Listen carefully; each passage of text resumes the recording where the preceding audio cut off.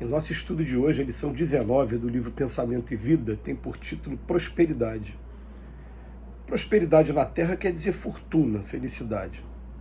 Grande parte das criaturas, almejando-lhe a posse, pleiteia relevo, autoridade, domínio, gastam-se largos patrimônios da existência para conquistar-lhe o prestígio, e não falta quem surja no prédio estudando as forças ocultas para incorporar-lhe o bafejo. Bilhões dos homens de hoje vivem à cata do ouro e predominância com o mesmo empenho com que antigamente, em aprendizados mais simples, se entregavam aos mistérios primitivos da caça e pesca. É que na procura desse ou daquele valor da vida, mobilizamos a energia mental constituída à base de nossas emoções e desejos. O espelho do coração, constantemente focado no rumo dos objetos e situações que buscamos, traz-nos à rota os elementos que nos ocupam a alma. Não esqueçamos, todavia, que na laboriosa jornada para a glória divina, nos confundimos sempre com aquilo que nos possui atenção, demorando-nos nesse ou naquele setor de luta conforme a extensão e a duração de nossos propósitos. Como no filme cinematográfico em que a história narrada é feita pelos quadros que se sucedem ininterruptos, a experiência que nos é peculiar nessa ou naquela fase da vida constitui-se dos reflexos repetidos dos nossos sentimentos, gerando ideias contínuas que acabam plasmando os temas de nossa luta, aos quais se nos associa a mente, identificando-se de modo quase absoluto com as criações dela mesma, a maneira de tartaruga que, na carapaça formada por ela própria, se isola e refugia. Em razão disso, o conceito de prosperidade no mundo é sempre discutível, porquanto nem todos sabem possuir, elevar-se ou comandar com proveito para os sagrados objetivos da criação. Muita gente, pela reflexão mental incessante em torno dos recursos amoedados, progride em títulos materiais, entretanto, se os não converte em fatores de enriquecimento geral, cava abismos dourados dos quais se submerge, gastando longo tempo para libertar-se do azinhavre da usura. Legiões de pessoas no século ferem o solo da vida com anseios repetidos de saliência individual e adquirem vasto renome na ciência e na religião, nas letras e nas artes. Contudo, se não movimentam as suas conquistas no amparo e na educação dos companheiros da senda humana, quase sempre, muito embora fulgure na galeria da genialidade, sofre o retorno das ondas mentais de extravagância que emitem, caindo em perigosos labirintos de purgação. Há por isso muita prosperidade aparente, mais deplorável que a miséria material em si mesmo, porque a mesa vazia e o fogão sem lume podem ser caminhos de louvável reparação, enquanto o banquete opíparo e a bolsa farta, em muitas ocasiões, apenas significam avenidas de licença que correm para o despenhadeiro da culpa, de onde só conseguiremos sair ao preço de longos estágios na perturbação e na sombra. Muitos religiosos perguntam por que motivo protegeria Deus e o progresso material dos ímpios. Em verdade, porém, semelhante fortuna não existe, de vez que a prosperidade, ausente da reta conduta, não passa de apropriação indébita e é como roupa brilhante cobrindo chagas ocultas que exigem a formação de reflexos contrários aos enganos que as originaram, a fim de que a prosperidade legítima, a expressar-se em serviço e cultura, amor e retidão, confira ao espírito o reflexo dominante da luz. Prosperidade é uma palavra que a gente precisa rever o significado dessa palavra. Vamos ver se no futuro os nossos dicionários trazem um outro significado. E qual seria esse significado? Ao invés de ser apenas, única e exclusivamente ligado ao material, ligado à autoridade aqui na Terra, ligado a domínio, a gente poder pensar no seguinte: prosperidade do espírito. O espírito trazer luz para dentro de si. A doutrina espírita, ela vai facultar a gente essa possibilidade da gente entrever o que tem pela frente. Nós somos espíritos imortais, fomos criados por Deus um dia e começamos uma jornada de aprendizado, desenvolvendo a inteligência, desenvolvendo a moralidade aos poucos, em cada experiência que a gente tem aqui, ó, na carne, no osso, igual a gente está tendo aqui agora.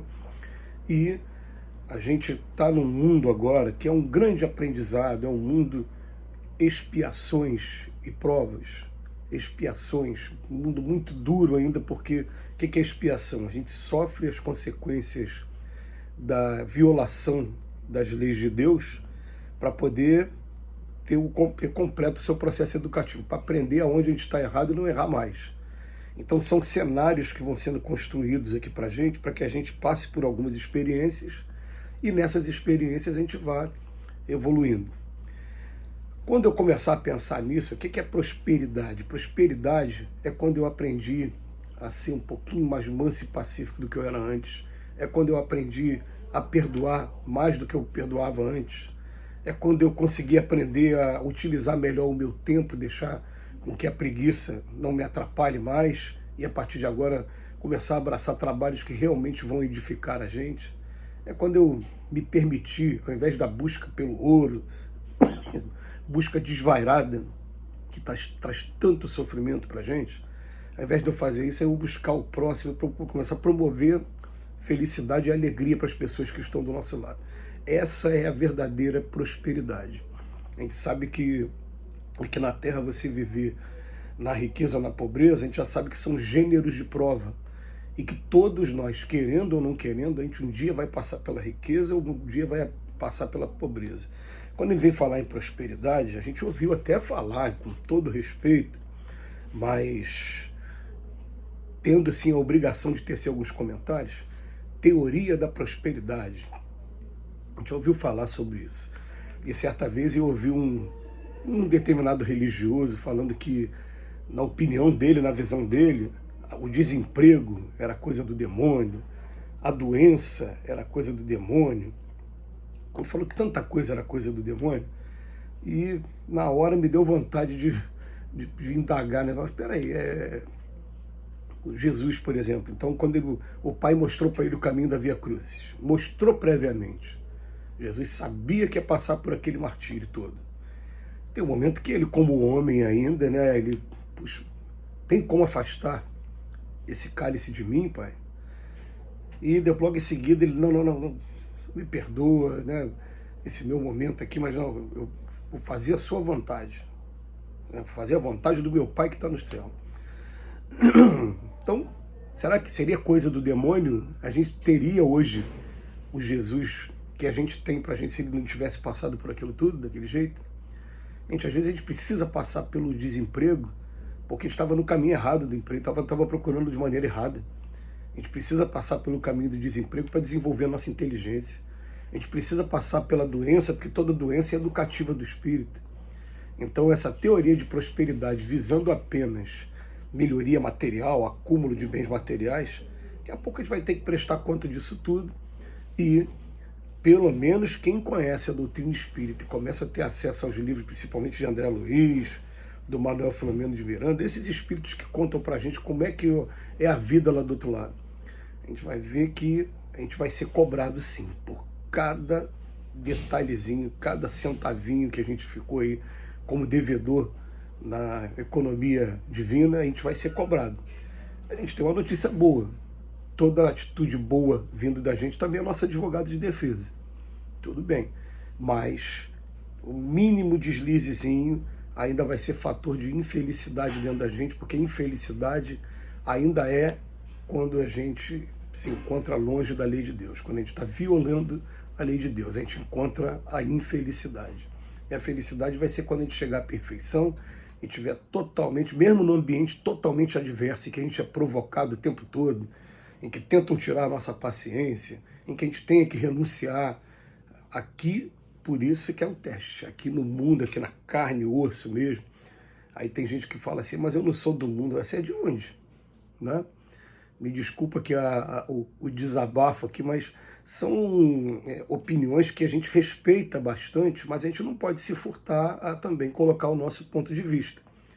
Porque eu, pelo menos, entendo um Jesus que é guia e modelo e que ele afirmou, está escrito lá, nenhuma das minhas ovelhas se transviará. Ele, inclusive, deu a gente a oportunidade da gente, pelo nosso livre-arbítrio, até optar em tomar caminhos diferentes. Mas ele falou depois, venham a mim, vós que estáis aflitos, que eu vos aliviarei, e conta a parábola do filho pródigo, a festa que ele faz quando eu, por decisão minha, retorno ao caminho do bem.